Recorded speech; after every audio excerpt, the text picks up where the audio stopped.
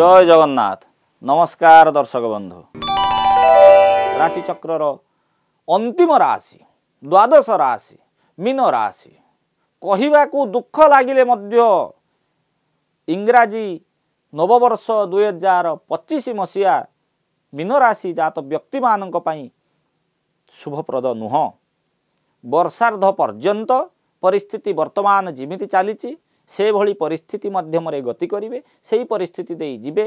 अधा अधूरा काम रही जो काम आपण एक्सपर्ट थिबे प्रॉम्प्ट थिबे से काम रे मध्य मन न लागिबा से काम रे बाधा विघ्न आसीबा इत्यादि ये भली परिस्थिति देखा जिवो।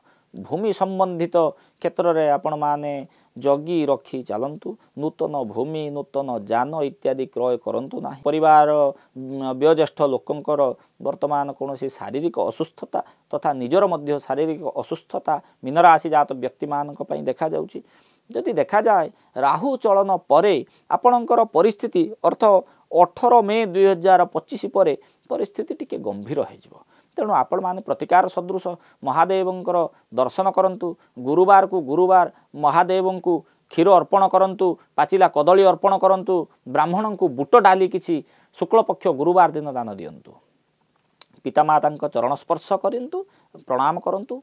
एवं मुख्य जिनस आज्ञा आपण गोमाता को गुरुवार दिन पाचिला कदली खाइबा को दियंतु।